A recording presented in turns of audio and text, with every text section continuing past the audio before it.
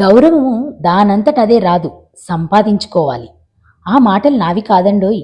ముంబైలో ఒక ప్రైవేట్ కార్యక్రమంలో ధోని చెప్పాడండి. మంచి ప్రవర్తన అయినా, విలువలతో కూడిన స్నేహమైన, ప్రేమ అయినా నమ్మకంతోనే సాధ్యమండి. ఇందుకు నిదర్శనం శ్రీకృష్ణుడు కుచేలుడండి. కుచేలుడిని ఎంతో నిజమైన స్నేహితుడిగా మనస్సున హత్తుకున్నవాడు శ్రీకృష్ణుడు. అతని స్థాయి, హోదా ఏది కూడా చూడలేదు, కేవలం మనస్సుని మాత్రమే చూశాడు. అదే విషయంగా మహేంద్ర సింగ్ ధోని గారు కూడా ఉన్నత పదవులతో, ర్యాంకులతో మాత్రం గౌరవం రాదని, దాన్ని మన ప్రవర్తనతో సంపాదించుకోవాలి అని అన్నాడు. మాటలు చెప్పడం కంటే చేతల్లో చూపిస్తేనే మన సహచరులు, స్నేహితులు నమ్మకం పొందగలమని అన్నాడు. మన పట్ల వ్యక్తుల్లో విధేయత, గౌరవం ద్వారానే వస్తుంది అన్నాడు. గౌరవము దానంతట అదే రాదు, సంపాదించుకోవాలి అన్నాడు. మనల్ని సహచరులు, స్నేహితులు నమ్మితే మెరుగైన ప్రదర్శన దానంతట అదే వస్తుంది అన్నాడు.